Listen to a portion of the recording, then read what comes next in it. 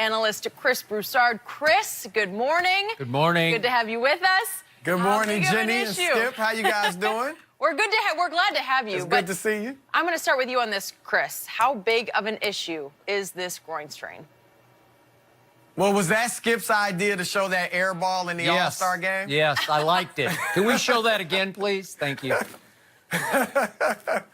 No, I think there's a few things going on here, Skip. I think, one, anytime a guy comes back from injury, you're not going to be in game shape. So it takes you a few games to get ready, get back to game shape.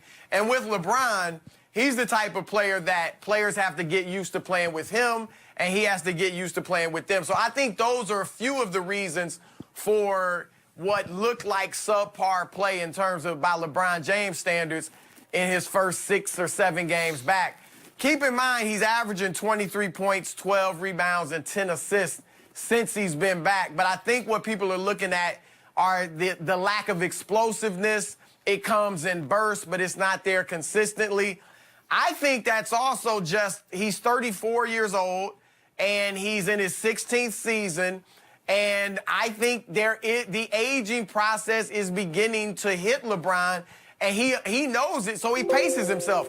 Last year he paced himself, maybe even the year before, but then he had this huge burst at the end of the season. Remember, everybody was talking about the Cavaliers in these dire terms. Are they the same team? Are they going to be okay? Is LeBron going to be able to get them back to the finals? And he came on very strong in the second half of the season. I expect to see the same thing. I talked to a person close to him this morning, and they said the groin really isn't a problem. They think he's just kind of been pacing himself because he's not quite fully in basketball shape.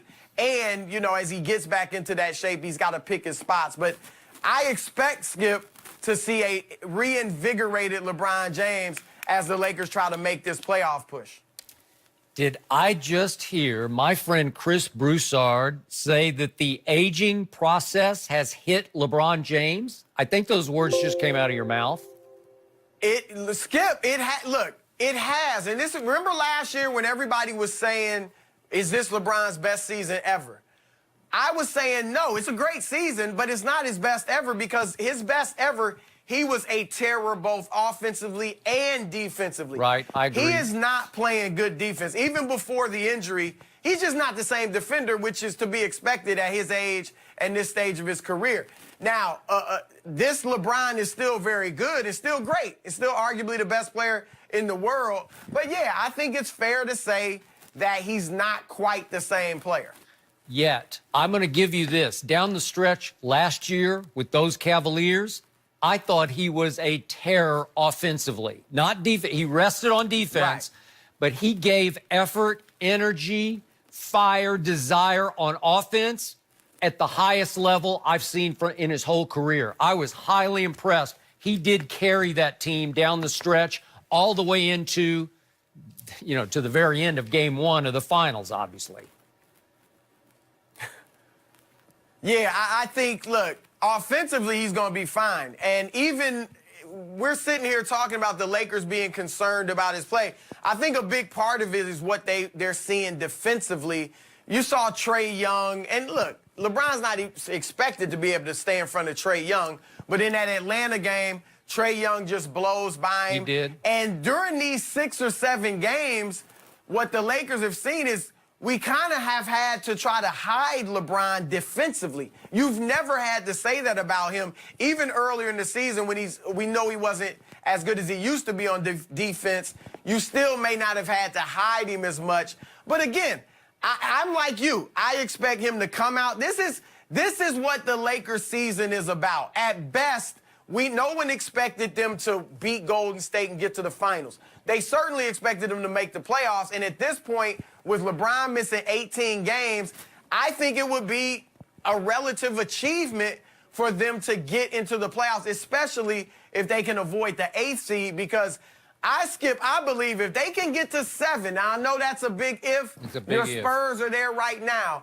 But if they can get to 7, I like the Lakers over Denver. Okay. I like the Lakers to make a decent playoff run and be able to get to the second round, if not the conference finals, if they can avoid Golden State early.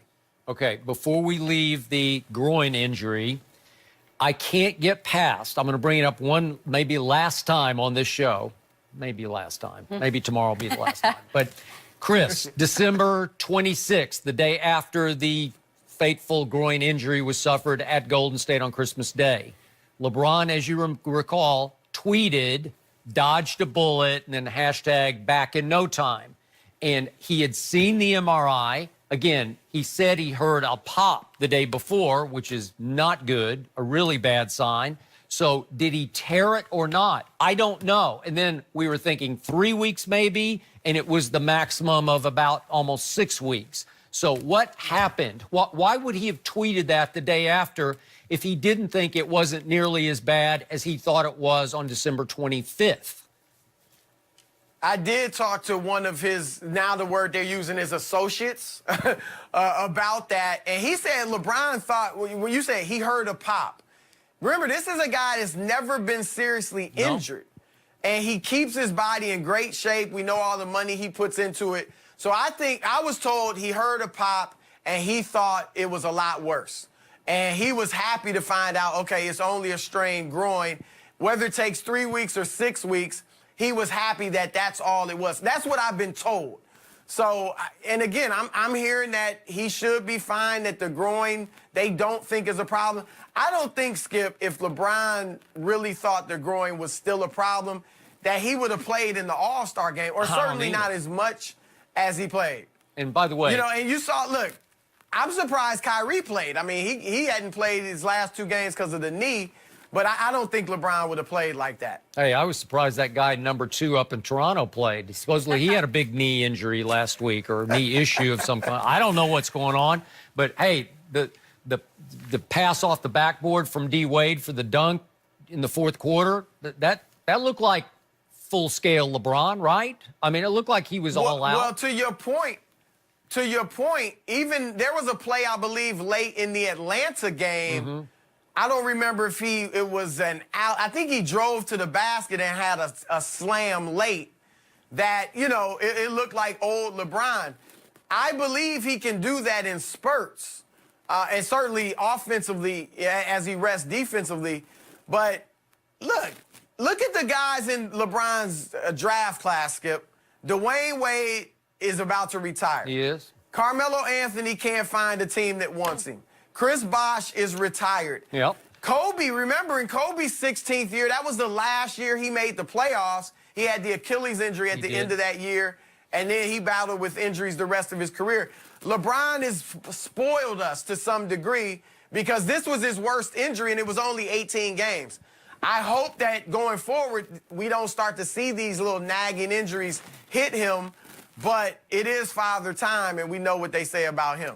What did you make of our friend Brian Windhorst saying the other day that word on the street is that LeBron now weighs 280 pounds? I've always thought he weighed 280 pounds, but what do you think about that? No, you're actually right, because I know during some of his earlier years in the middle of the year or early in the season, he's in great shape. He would be close to that. But Mike Mancias, who's LeBron's trainer, he's with LeBron everywhere. He's been with him since his days in Cleveland in his first go-round. He came out and really disputed it strongly. Obviously, Brian is plugged in, but I think people are just kind of speculating. Look, I've talked to people around the league, Skip, that have said they don't think LeBron, and I'm not just talking about these last 6 or 7 games. I mean this season, even as he's put up good numbers, they don't see the same explosion that they used to see. I don't either. Yep. Some people are beginning to think that you're starting to see a little bit of a decline in LeBron's game. And in these games since his return, especially the game at Boston, at Philly, at Atlanta, I just didn't see that fire and desire. I don't know if he was protecting, guarding, just sort of going 3/4 speed because he was afraid to let it fly. But what did you see in those 3 games? Because I didn't see the guy I saw down the stretch in Cleveland last year. And that's what the Lakers have talked about being concerned about as well, is the lack of intensity. Look, you and I both know at times LeBron has sulked. If he feels like he doesn't really have enough to help him go as far as he wants to go, which I guess now would be deep into the Western Conference playoffs. He can sulk. We've seen it in Cleveland before, and I think that's what you're seeing a little bit of. I think when he sat there during those 18 games, or really those first 17, and saw this team go 6-11 and really struggle without him, that may have taken something out of him mentally and emotionally, and he's got to get it back. There's no ifs, ands, or buts about it. He has got to, however he feels about this team, he's got to lead it, and he's got to play with that intensity because they will feed off of him. I agree with LeBron and Rondo when they said before the break, we need this. This is at the right time for us. I think the young guys, they're a little further removed now from the trade deadline issues. I think LeBron is probably going to be healthier. Lonzo should be back, and that's hurt their defense losing him. So I think the young players are ready to come back and try to make a push. They need to see an engaged and an intense LeBron who exudes confidence in not only in himself, but in them if they're going to make this run. Chris Broussard is on fire today with objectivity about LeBron James. He just said publicly, did Chris Broussard, that he has sulked before. And I would agree that there are times, but did he really sulk before overtime of game one in Oakland last year in the finals? But I'll leave that alone for now. But remember the virtual rant from Rich Paul, I think it was to The Athletic, about when LeBron was going to come back or not come back. In fact, you'd talked to Rich, remember, earlier that same day, I recall? Yeah, and he told me if it were the playoffs, he would have been playing. That was about the third week, was it, of the injury? About the third week. But then maybe he just got tired of the